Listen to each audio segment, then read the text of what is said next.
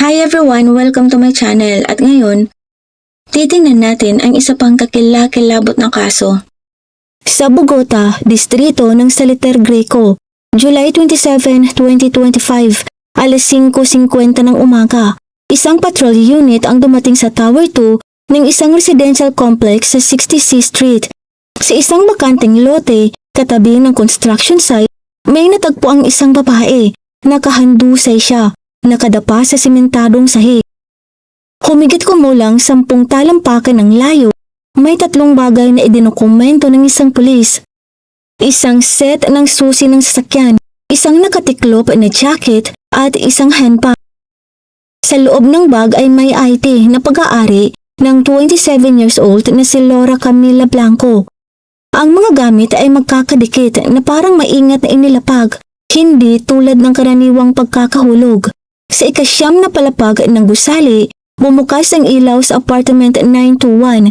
Maluwag na nakabukas ang bintana ng kwarto. Ang tanging taong nasa loob ay si Oscar Santiago Gomez Leal, 26 years old. Wala siyang nakikitang pinsala sa suot niyang damit. Ang kanyang unang pahayag sa mga pulis, nadulas lang siya. Tumakbo siya at hindi ko siya naabutan. Ibinigay ang pahayag na ito mga 10 minuto matapos opisyal na matuklasan ng katawan.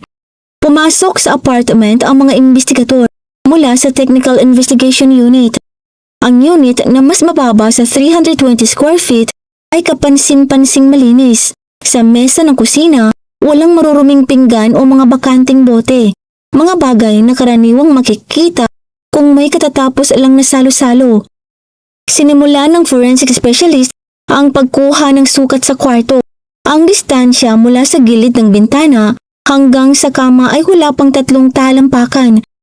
Ang trajectory ng pagbagsak ni Laura ay hindi tumutugma sa karaniwang galaw ng isang pagtalon. Ang katotohanang ang kanyang mga personal na gamit ay natagpuan sa labas sa tabi niya. Sa halip na manatili sa loob ng apartment, ang naging unang mahalagang punto na naitala sa opisyal na ulat ng inspeksyon. Habang ibinibigay ni Oscar ang kanyang paliwanag, nilagyan ng crime scene technicians ng dilaw na tape ang lugar sa ibaba ng bintana. Ang apartment 921 na may sukat na humigit kumulang 312 square feet ay muling sinuri. Sa loob ng studio, may mga kondisyong naitala ang mga espesyalista na kalaunan ay ilalarawan bilang hindi tugma sa ibinigay na pahayag. Ilang oras lamang bago ang insidente, sinasabing may gaganaping salo-salo roon upang ipagdiwang ang pagtanggap ni Oscar Gomez ng kanyang diploma.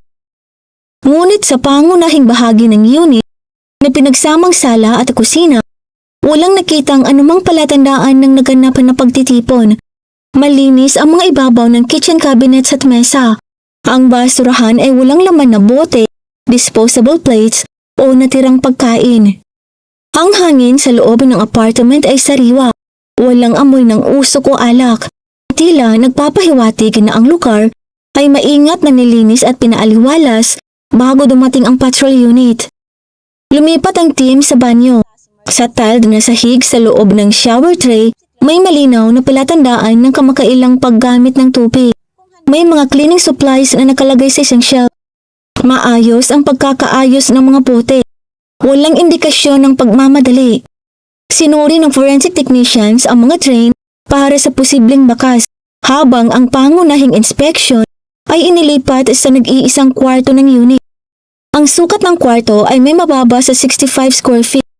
Halos okupado ng isang full-size bed ang buong espasyo at may natitirang makitid na daanan na humigit kumulang 16 na pulgada lamang ang lapad sa pagitan ng kutson at ng pader. Sa kama na itala ng mga espesyalista ang labis na nagalaw na bedding. Isa sa mga unan ay may malalalim na mantsa, mga pressure marks na hindi karaniwang dulot ng normal na pagtulog. Sa mapusyaw na kulay ng pader direkta sa itaas ng headboard, may makikitang maiitim na friction marks.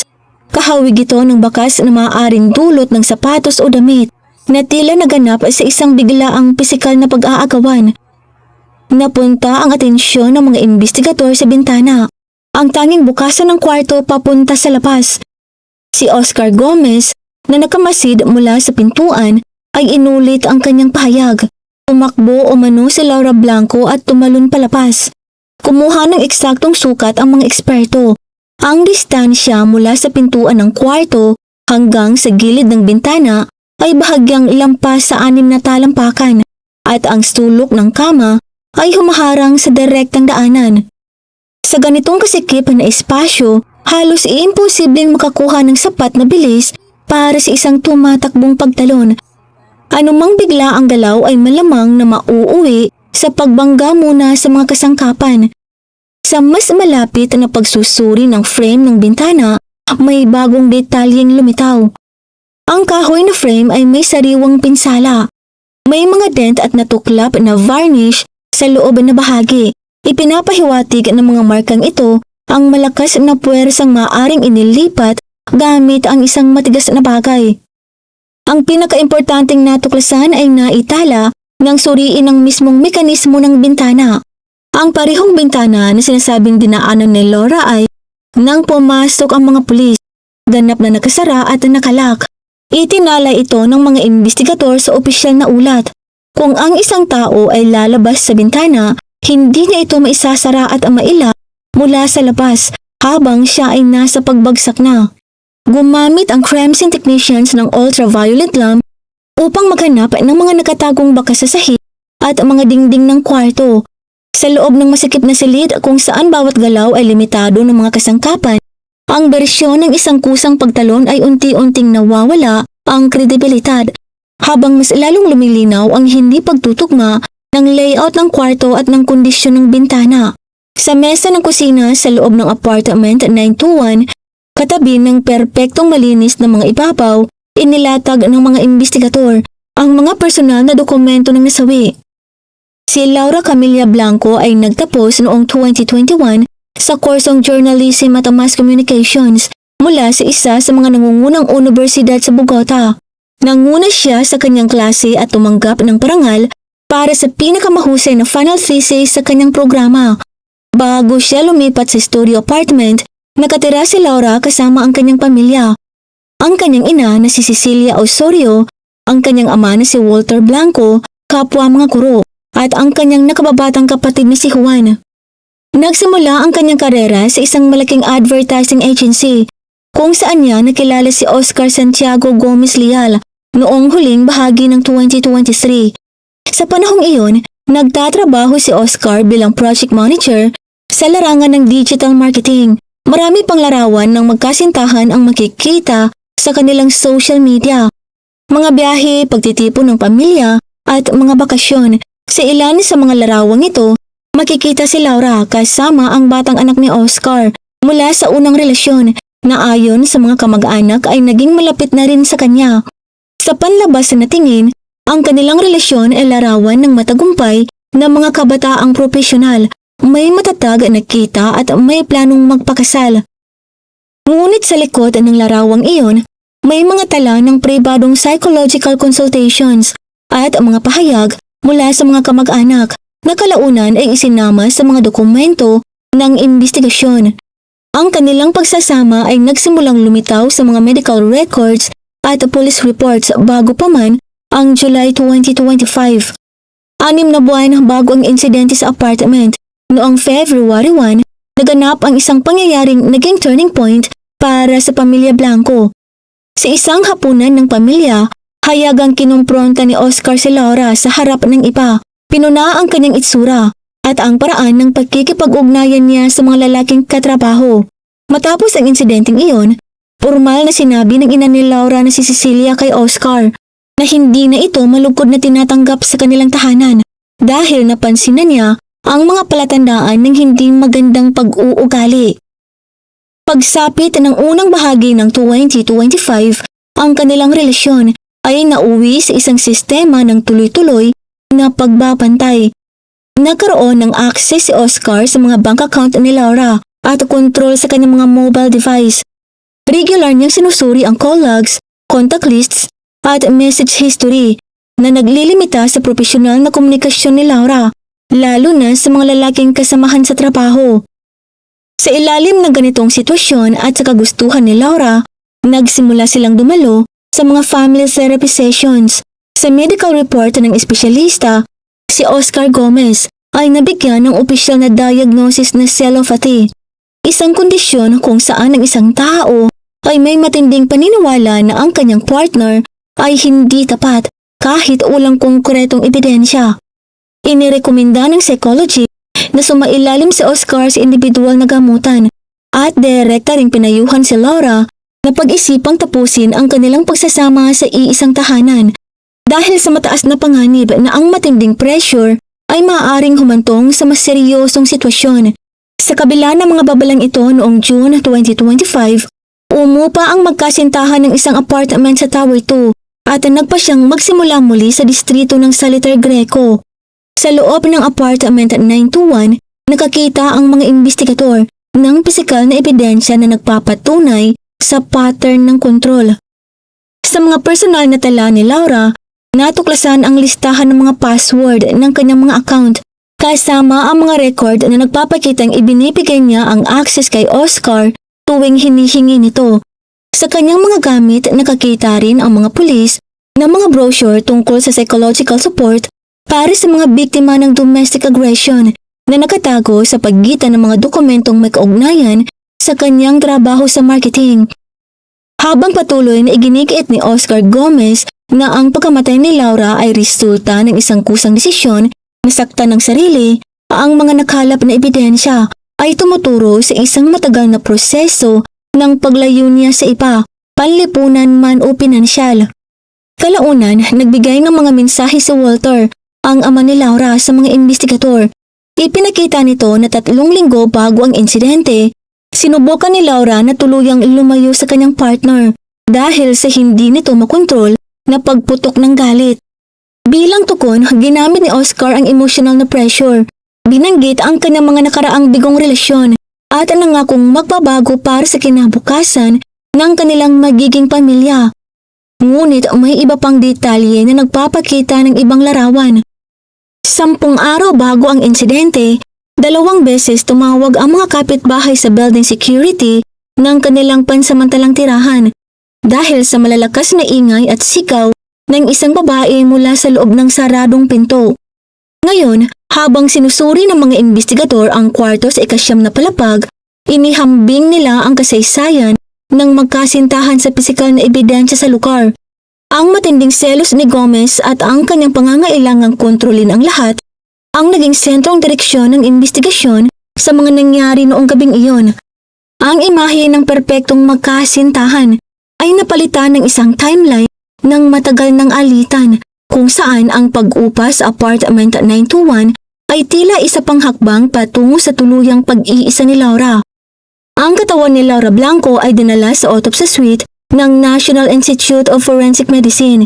Sinimulan ang pagsusuri sa pamamagitan ng paghihiwalay ng mga pinsalang dulot ng pagbagsak sa simentadong sahig at ng mga sugat na natamo habang siya ay buhay pa. Ang resulta sa pagsusuri nito ang naging turning point ng kaso. Mula sa inaakalang aksidente, ito ay naging isang investigasyon ng isang marahas na insidente. Maingat na idinokumento ng forensic pathologist ang kalagayan ng malalambot na bahagi ng katawan at ng mga buto upang muling buuin ang mga pangyayaring naganap bago ang pagbagsak. Sa panlabas na pagsusuri, napansin ng mga espesyalista ang malinaw na palatandaan ng matinding pressure sa leeg ni Laura. Ayon sa ulat, may malalalim na pasa sa bahagi ng thyroid cartilage at malawakang pamamaga sa harap ng leeg.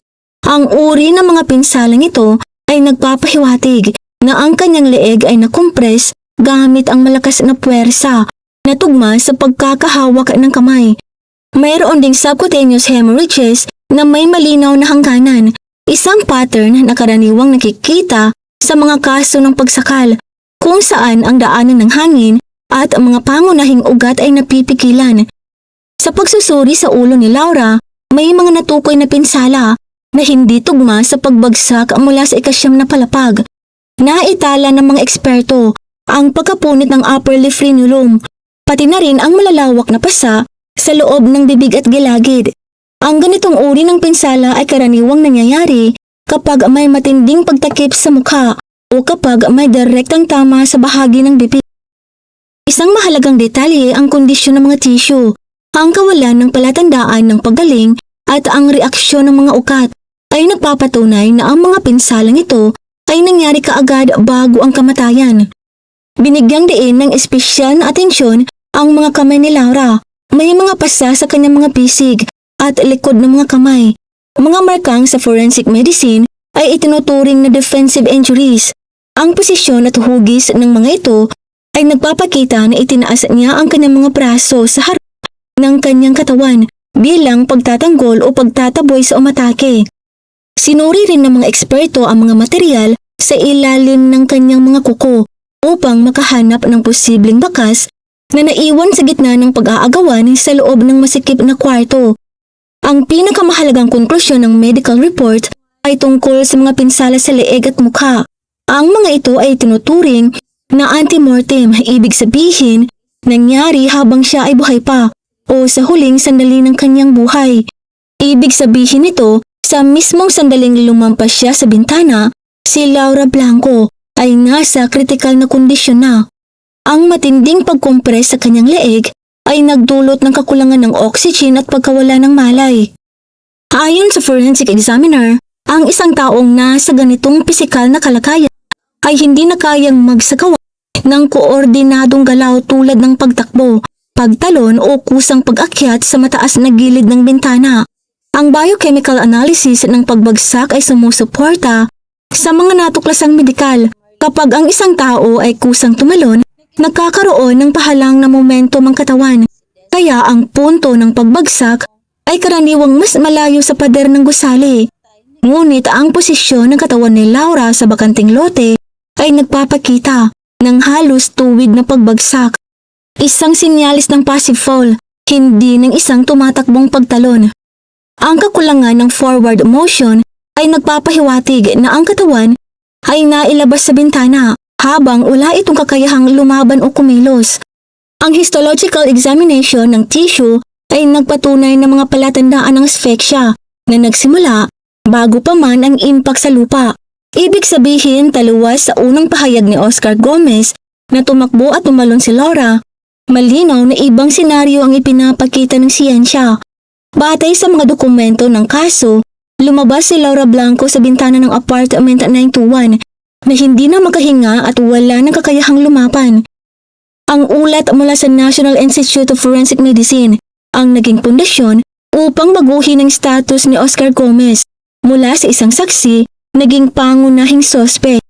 Ang mga modernong residential complex sa Bogota, kabilang ang Tower 2 sa Saliter Greco, ay itinayo na may high-density design kung saan limitado ang sound insulation sa pagitan ng mga unit. Sa apartment 921, ang kwarto ay pinaghihiwalay lamang ng manipis na partition walls mula sa mga katabing unit. Dahil dito, ang mga residente sa paligid ay hindi sinasadyang naging mga saksi sa timeline ng mga pangyayari noong gabi ng July 27. Habang dinodokumento ng mga opisyal ang posisyon ng katawan ni Laura sa lapas, nagsimula ang investigative team na kumatok sa bawat pinto upang buuin ang timeline ng kanyang huling mga oras. Ang unang mga pahayag ay nagmula sa mga residenteng nakatira sa katabing unit sa ikasyam na palapag. Ayon sa kanilang testimonya, ang nangyaring alitan sa loob ng apartment 921 ay hindi biglaan. Sinabi ng mga kapitbahay na nagsimula ang pagtatalo bandang 3:00 ng umaga, ilang sandali matapos umuwi ang magkasintahan mula sa isang bar. Unti-unting lumakas ang boses hanggang sa mauwi sa isang matagal at nakakapagod na komprontasyon. Hindi tulad ng karaniwang pagtatalo, ang ingay ay hindi huminto o humina. Isang saksi na ang kwarto ay katabi lamang ng silid ni Laura at Oscar ang nag-ulat na nakarinig siya ng sunod-sunod na mahihinang pagbangga sa pader. Ang mga tunog na iyon ay kalaunang tumugma sa maiitim na friction marks na natagpuan ng mga investigador sa pader malapit sa headboard ng kama. Binigyang pansin lalo ang testimonya ng isang kapitbahay na pinakamalapit sa pinanggagalingan ng ingay noong madaling araw. Inilarawan niya ang pag-iyak ni Laura bilang isang estado ng matinding kawalan ng pag-asa. Sa kanyang pahayag, ginamit niya ang katagang tahimik na sigaw, Sunod-sunod na putol-putol na hikbi na biglang tumitikil. At pagkatapos ay muling nagsisimula ng mas matindi. Bandang alas 5 ng umaga, nagbago ang pattern ng mga tunog. Ang palitan ng salita ay napalitan ng mabibigat na galaw, mga ingay ng pag-aagawan at paggalaw ng mga kasangkapan sa loob ng napakakitid na espasyo. Binanggit ng mga saksi na ang mga iyak ni Laura ay tila napipigilan, na para bang ang kanyang kakayahang humingi ng tulong ay sinasadyang hadlangan. Isang mahalagang detalye ang nagmula sa mga saksi mula sa gusaling nasa tapat. Ayon sa isang residente na madalas gising sa gabi, nakatingin siya sa mga bintana ng Tower 2 sa pagitan ng alas 5 at alas 5:30 ng umaga. Napansin niyang bukas ang ilaw sa kwarto ng apartment 921 at may nakita siyang galaw sa bintana. Ilang segundo lamang ang lumipas, biglang namatay ang ilaw sa loob ng silid. Naging kritikal ang detalyeng ito sa investigasyon. Ayon sa pahayag ni Oscar Gomez, bigla raw lumabas si Laura sa bintana habang siya ay nabigla. Ngunit ang agarang pagpatay ng ilaw matapos ang insidente ay nagpapahiwatig ng isang kontrolado at sinadyang kilos, hindi isang taong nasa gulat. Nagbigay rin ng pahayag ang mga kaibigan ni Oscar na nasa pangunahing bahagi ng studio. Kinumpirma nila na ang pinto ng kwarto ay nakalak mula sa loob ni Oscar bago pa matapos ang pagtitipon. Narinig nila ang ilang ingay, ngunit dahil may tugtog, hindi nila malinaw na naiintindihan ang nangyayari. Ayon sa kanilang salaysay, lumabas si Gomez mula sa kwarto na maputla at halatang nabigla. At doon pa lamang niya sinabi na may nangyari. Mula sa mga pahayag na ito, nabuo ang isang timeline na nagpakita ng ilang minutong pagitan mula sa pagbagsak ng katawan hanggang sa paglabas ni Oscar sa mga kasama niya. Naniniwala ang mga investigador na ang panahong iyon ay ginamit upang ayusin ang kwarto, isara ang pintana at patayin ang ilaw. Ang mga nakalap na testimonya ay bumuo ng isang malinaw na larawan. Ang mga pangyayari sa loob ng kwarto ay hindi isang aksidente at hindi rin isang biglaang desisyon. Sa halip, ayon sa mga residente ng Tower 2, ang nangyari ay isang matagal na pisikal na pagpigil na tumagal ng mahigit 2 oras. Ang katahimikan na bumalot sa apartment 921 matapos ang alas 5 ng umaga ay hindi tanda ng pagtatapos ng isang pagtatalo, kundi ang huling yugto ng nangyaring pag-aagawan na sinundan ng mga sinadyang hakbang upang itago ang mga bakas. August 21, 2025. 25 araw na ang lumipas mula sa insidente sa residential complex ng Saliter Greco. Alas 8:55 ng umaga sa La Estrada area ng Engativa. Hinarang ng mga operatiba ang sasakyang minamaneho ni Oscar Gomez. Isinagawa ang pag-aresto sa isang pampublikong lugar. Ipinakita ng mga opisyal mula sa Technical Investigation Corps ang isang opisyal na warrant of arrest na permado ng isang hukom matapos suriin ang mga ebidensyang nakalap ng mga prosecutor sa loob ng 3 linggong investigasyon. Ipinaalam kay Gomez ang kanyang mga karapatan, kabilang ang karapatan sa abogado at ang karapatang hindi tumistigo laban sa sarili. Matapos ang pag-aresto, dinala si Oscar Gomez sa pinakamalapit na medical center. Ito ay standard na proseso upang maitala ang pisikal na kondisyon ng isang detenido bago ilagay sa pansamantalang kulungan. Ayon sa mga doktor, wala silang natuklasang anumang kondisyon na makakahadlang sa kanyang paglahok sa mga susunod na proseso ng investigasyon. Ang buong proseso ng transportasyon ay naitala sa body cameras ng mga pulis. Nanatiling kalmado si Oscar at hindi nakipag-usap sa mga investigador. Ang kanyang sasakyan ay sinailalim sa pagsil at dinala sa impound area bilang ebidensya para sa masusing pagsusuri at posibleng pagkuha ng mga bakas. Alas 5 ng hapon ng parehong araw, formal na iniharap ng prosekusyon ng saktal, femicide na may mga nagpapabigat na sirkumstansya. Sa loob ng courtroom, isa-isang inilatag ng piskal ang mga ebidensyang naging batayan ng pag-aresto. Nakatuon ang pangunahing punto sa resulta ng autopsy na nagpapatunay ng pagsakal habang buhay pa ang biktima at ang biochemical analysis na nag-aalis sa posibilidad ng kusang pagtalon. Binanggit din ng mga investigador ang mahalagang detalye na ang bintana ng apartment 921 ay nakalak mula sa loob. matapos lumabas dito si Laura Blanco. Ginamit ni Oscar Gomez Leal ang kanyang karapatang manahimik. Tumanggi siyang umamin sa mga ibinentang sa kanya. Tutol naman ang kanyang abogado sa kahilingan na manatili siya sa kustodiya habang dinidinig ang kaso. Iginiit ng depensa na hindi umano panganib sa publiko ang akusado at wala itong balak tumakas.